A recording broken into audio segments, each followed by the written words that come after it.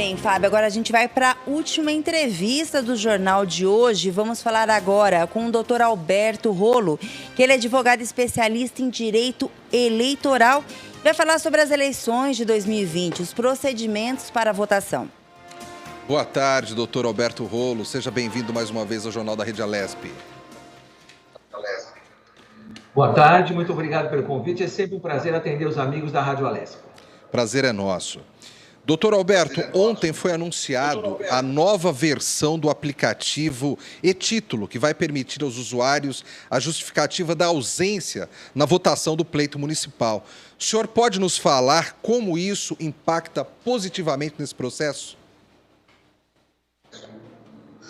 Essa foi uma notícia positiva que surgiu ontem, né, que foi divulgada ontem, e, na verdade, cumpre um compromisso do ministro Barroso, né, quando ele assumiu a presidência do TSE e foi diversas vezes entrevistado sobre as consequências da pandemia na justiça eleitoral para os eleitores.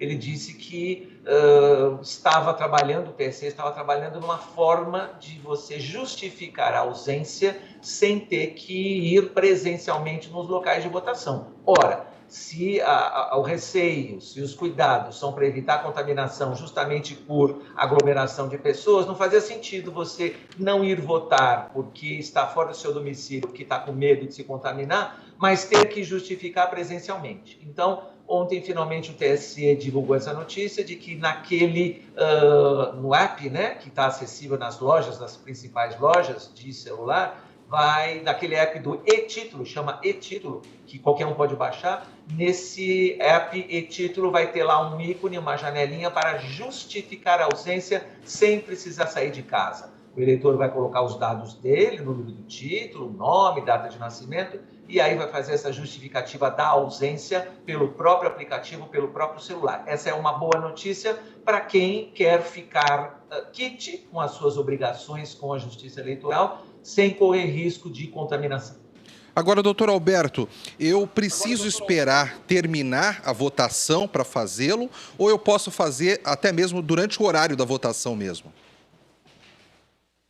As primeiras notícias são de que pode fazer a justificativa ao longo do horário de votação. Como era, ou como é, né, espero que volte a ser, presencialmente, né? A gente vai votar na nossa sessão eleitoral e sempre tem uma urna separada lá para as justificativas, né? Inclusive, às vezes tem até mais fila, porque tem mais gente fora do domicílio. Então, acontece juntamente com a votação, porque são urnas separadas. Então, a ideia, me parece, que é permitir a justificativa durante todo o período de votação e mesmo depois. É importante para os ouvintes da Rádio Alesp saberem que o prazo de justificativa é até 60 dias depois da votação. Então, é só fazer as contas. Primeiro turno, 15 de novembro. Segundo turno, onde houver, 29 de novembro. Então, 60 dias depois dessas datas, eu posso fazer a justificativa e ficar quite com a Justiça Eleitoral.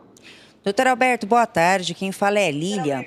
E a gente sabe, né, que essa facilidade que foi criada justamente é para facilitar a vida das pessoas por causa da pandemia. E foi feita até uma pesquisa que divulgou que um em cada 5 moradores de São Paulo está com medo, né, de votar esse ano. O que o senhor teria a dizer para essas pessoas? Olha, o medo é plausível, todo mundo tem receio da sua saúde, com a sua saúde, a sua vida e a vida das pessoas que cercam, né? Dos meus familiares. Então, esse é um receio bastante justo.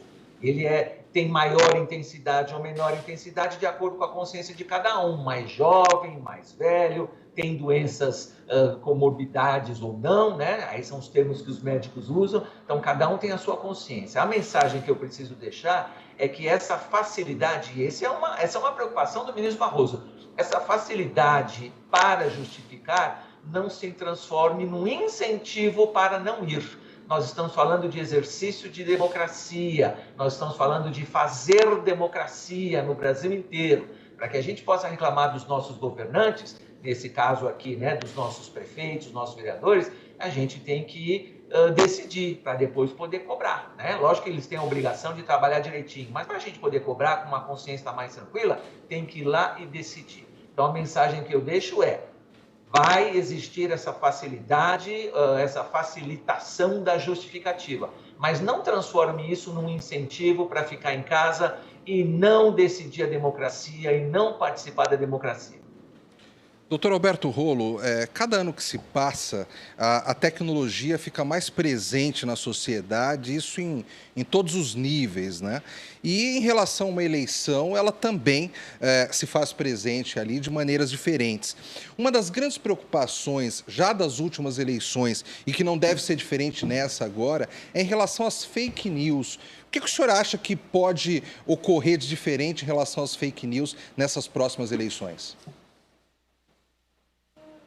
Comparativamente às eleições anteriores, 2016, 2018, como nessa eleição de 2020 os candidatos vão usar muito mais essa ferramenta da internet, as redes sociais, então eu imagino que haverá um aumento das fake news. Eu acho que é proporcional. Se usa mais as redes sociais, então vai ter mais fake news. Mas também é uma notícia de ontem que o TSE firmou um protocolo com as grandes redes sociais, as mais famosas, as mais utilizadas, para que essas redes sociais façam um autocontrole. Isto é, se perceberem que é um robô, portanto não é uma pessoa, né, um robô artificial, se perceberem que é uma corrente de mentiras, uma corrente de desinformação, a ideia é que as próprias plataformas tirem do ar essas páginas, bloqueiem esses números de celular que estiverem passando, né, mensagens em massa, por exemplo. Essa é a ideia, é isso que prevê o protocolo, sem precisar de processo, porque o processo acaba demorando. Por mais rápido que a justiça eleitoral seja, o processo sempre demora alguns dias para produzir um efeito concreto, de mandar tirar a página do ar ou de bloquear aquele celular que está passando, né, informações em massa, né? Então, essa notícia também desses dias mostra que a Justiça Eleitoral está atenta, está atuante e que está cobrando das próprias plataformas. E é importante saber que as plataformas aceitaram essa missão. Então, o TSE está cobrando das próprias plataformas um autocontrole, um controle interno. Agora, é lógico, sem que isso se transforme em censura. Não é censura. Todo mundo, todo cidadão tem liberdade de manifestação, liberdade de expressão. O que nós, cidadãos, não podemos é falar mentira, é prejudicar outras pessoas com base em mentiras, com base em desinformação. E sempre a melhor maneira de se proteger é verificar a veracidade e ir atrás da informação para saber se é uma informação correta, verdadeira, antes de repassar, antes de retransmitir. O próprio TSE tem feito uma campanha publicitária, institucional, onde aparece lá o apresentador dizendo, olha, na dúvida não compartilhe. E é isso mesmo. Se eu não tiver certeza, não vou continuar repassando essa fake news. Primeiro checa, primeiro verifica, e aí se for verdade, repassa. Se não, não repassa.